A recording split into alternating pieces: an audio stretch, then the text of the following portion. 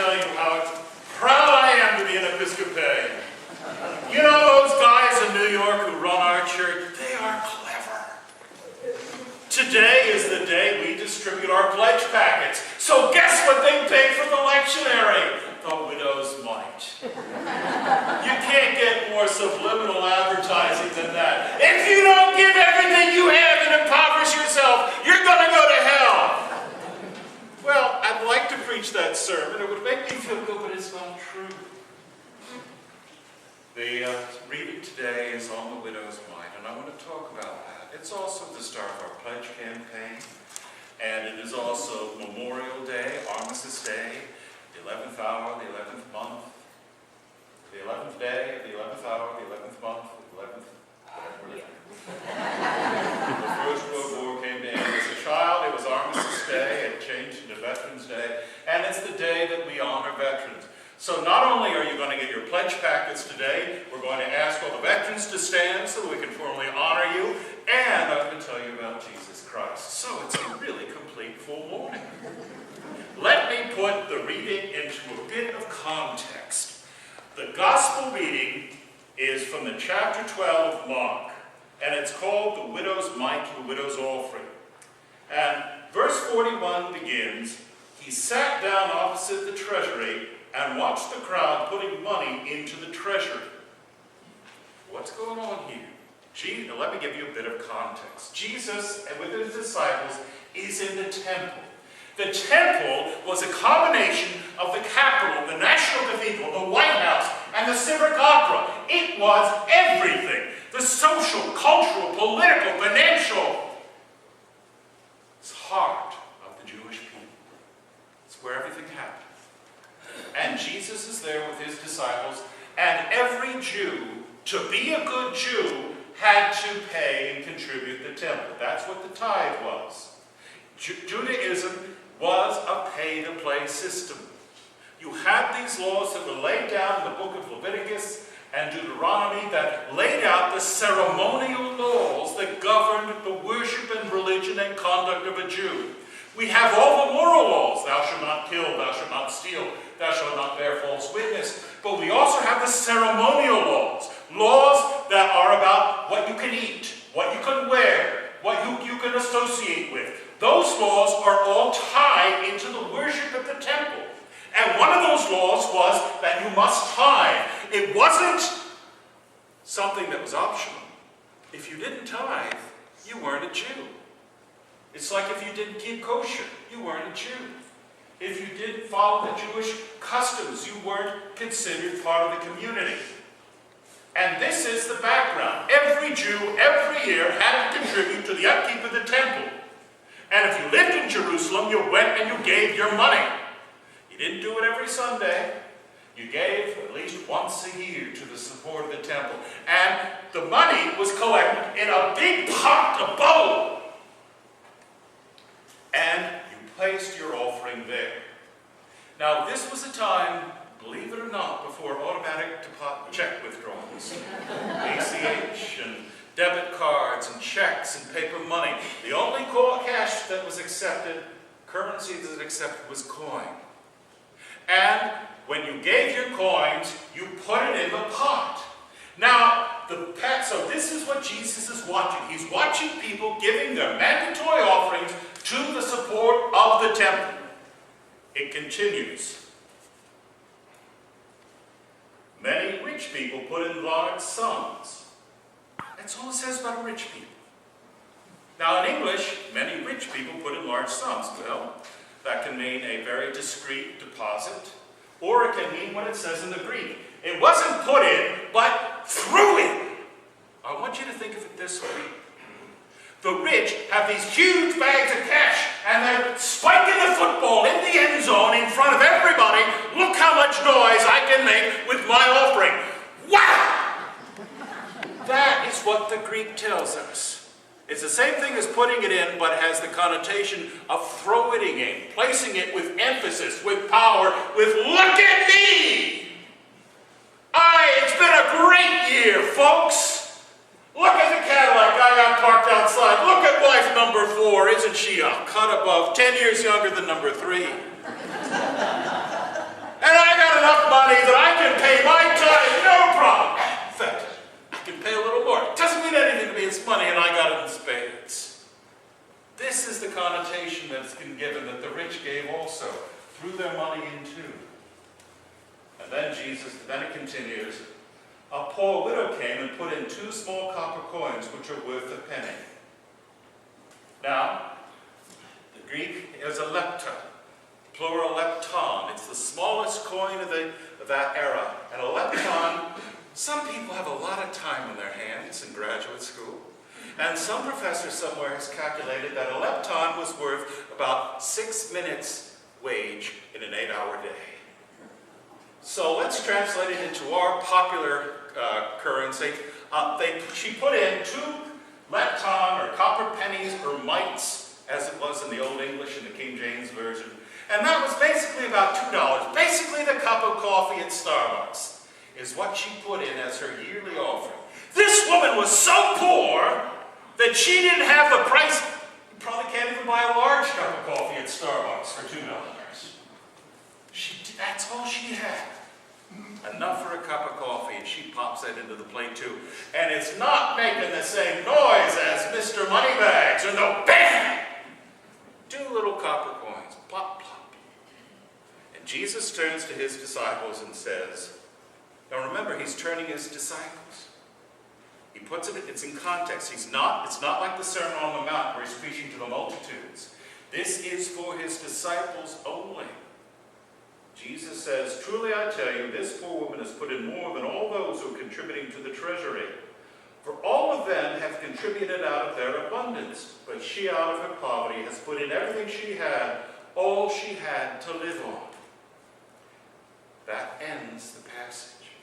Immediately following the passage, Jesus is still in the temple, but we move to a different topic.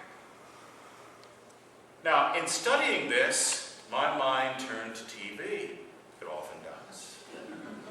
And I remembered a show that I had watched earlier in the evening. It was The Adventure of Silver Blaze. It's a Sherlock Holmes mystery. You can tell my tastes haven't changed since I was 12 years old. Jeremy Brett plays Sherlock Holmes, and he's called to investigate the theft of a racehorse and the murder of his trainer in the far, far corner of England in Cornwall.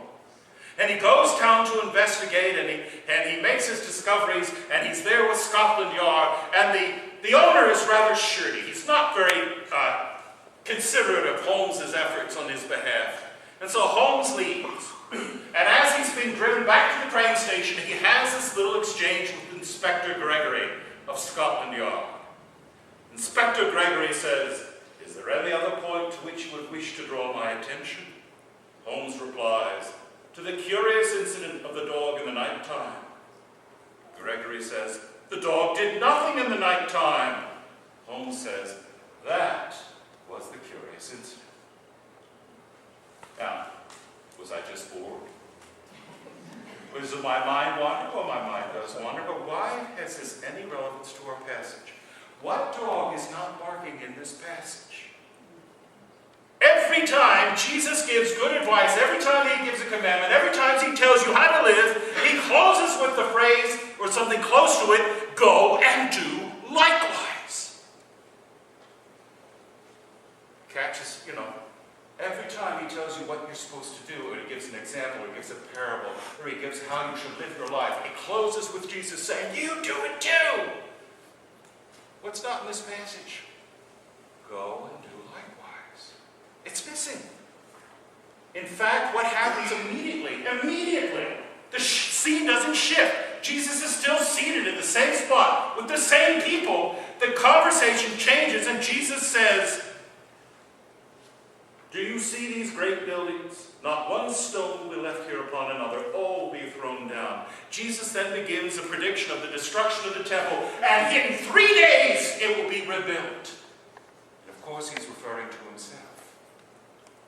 So if you read the widow's mite and you continue reading, you found that not only has this woman given her all, but she's given it to basically a pointless cause, because the upkeep of the temple that she gave everything for is going to come to nothing.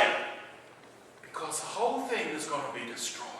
And in 72 AD, the Roman Emperor, I believe it was Titus, I have to check that, destroyed the temple. And you can go to Jerusalem today, and all that is left is the basement wall, which they call the Western Wall and the Wailing Wall. Everything else was flattened.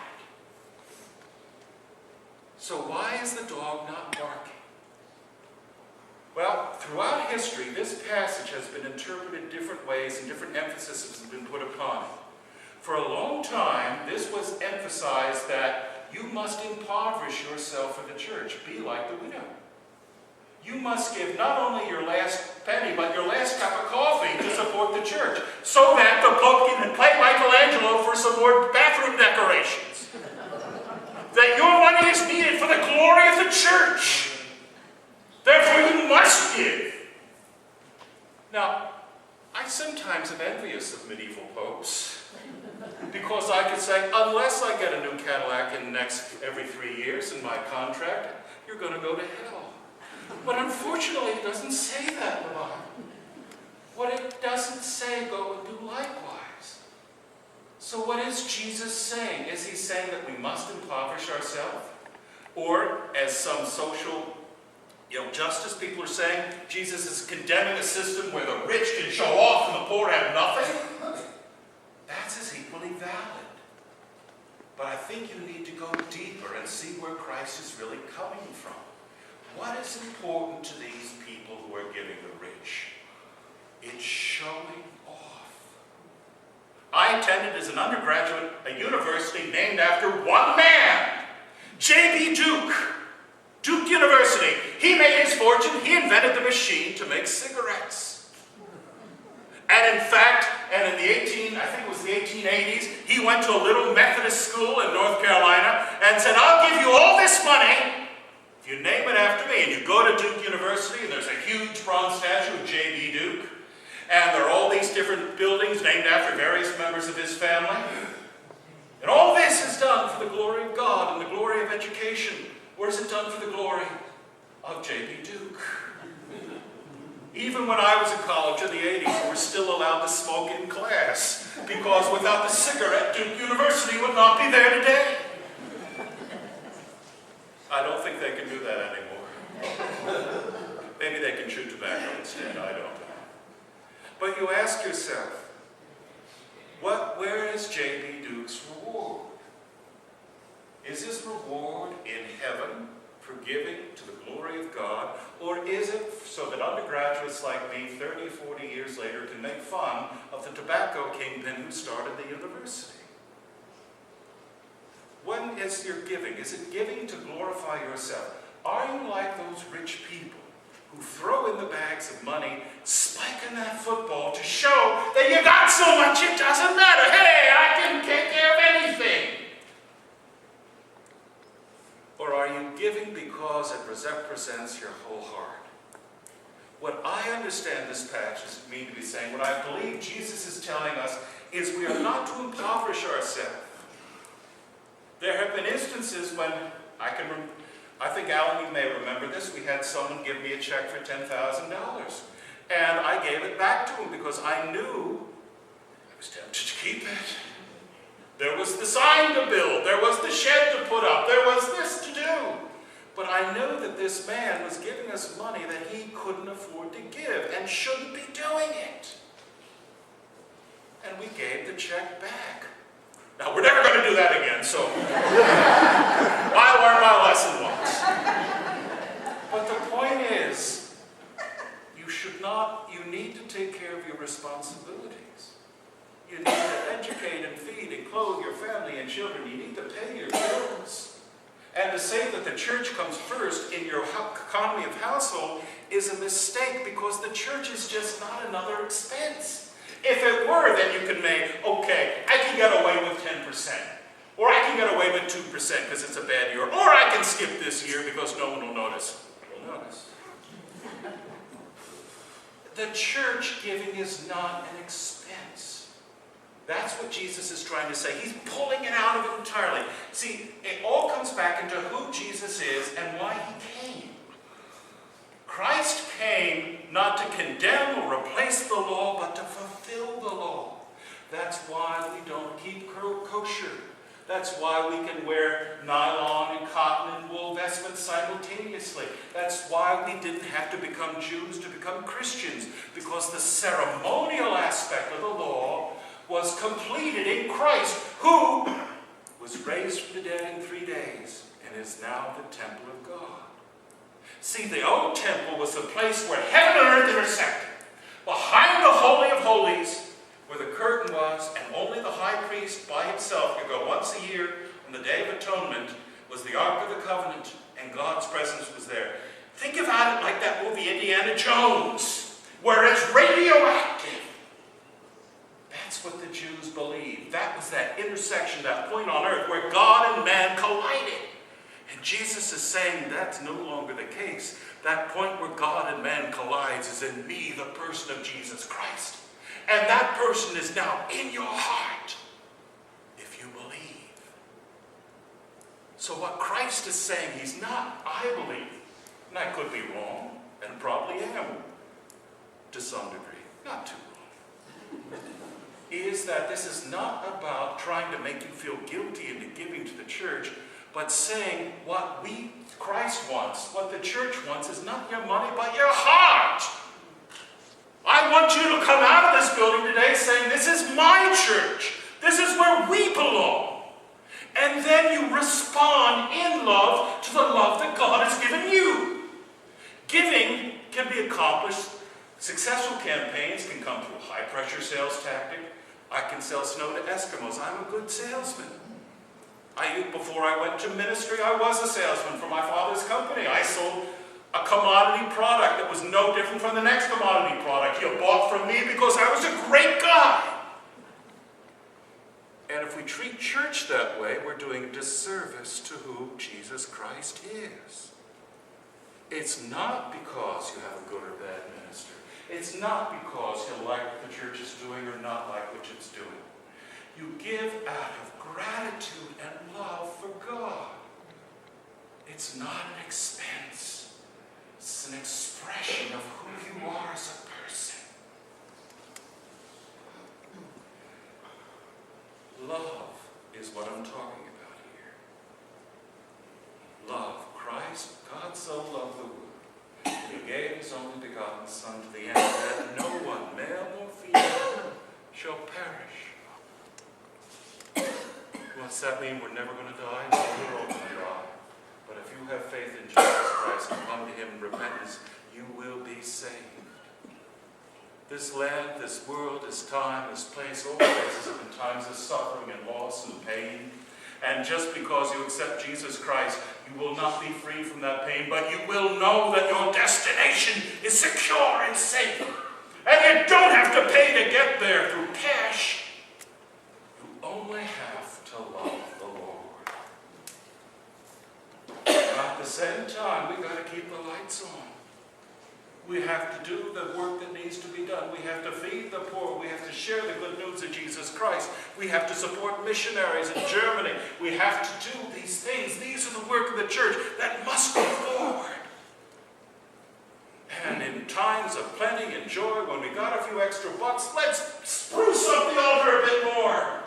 Poor altar guild's got to polish more stuff now. That's something I think they'll have to live with. I don't feel guilty about that.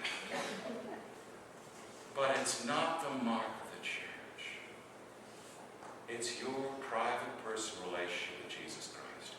The only person who knows how much you give in this church are two, the treasurer, Bill Batteries, and our bookkeeper. I have no clue. I have no idea how much people give or not give, because that's really irrelevant to my work, which is sharing the good news of Jesus Christ. We don't operate on a pay-to-play system. You know, I talked about that clergy conference we have every October, where all the priests gather down in Orlando, and Bishop Brewer gives sort of a recap of events, and he goes through all the statistics, who's doing well, who's doing badly. It's like having a report card read in front of the class. I am exceedingly unpopular with my fellow clergy. Why? Because we have been tops in our league in every single year, going back a long time now. Fastest growth in attendance, percentage-wise, numerically, number of programs, all these things that they measure, all the metrics, we're number one, except one. And I'm not particularly upset about that. We have one of the lowest capacity per person givings. Oh, isn't that terrible, George? No, it isn't. Because there's some parishes in Winter Park and in places of Orlando that have 5 or 6 people to give $10,000, $20,000, $30,000 each. And that just makes the wheels go round. We have nobody like that, though, Alan. I would make an exception and invite you to break the... We have but the very next box in those reports show that we have the highest percentage of people attending to give. See, there's some churches that have very few wealthy people that pay for the whole show, and then everybody else shows up for the program. We have a church where everybody just about contributes to one degree or another, and they are all equally loved and valued in the sight of God. See, here we have no insiders or outsiders. We have no inner circle of bigwigs who control the church. We have brothers and sisters in Christ who love and share and are part of one family. Each of us are in different stages in their lives. I've had, this year, some massively huge bills I've not expected to pay. So my giving abilities are less this year. Hopefully it'll be bigger next year. But it's not if I get by with 10%, then God is happy. Friends, that law was fulfilled in Jesus Christ. I know this will upset some people, but the tithe is not a mandatory part of the Christian life. What is mandatory to be a Christian is to love Jesus Christ. And then everything else follows. It's called being a Protestant. It's called being an Episcopalian. We're justified by our faith, not by our works. We're loved not because of how much we give, but by how much we love. We come to Christ broken, lost, and Him we seek and find the answer to our life's problems. We hear the answer why. And it's got nothing to do with how much we've paid to get into the room. It matters about who we are as a person.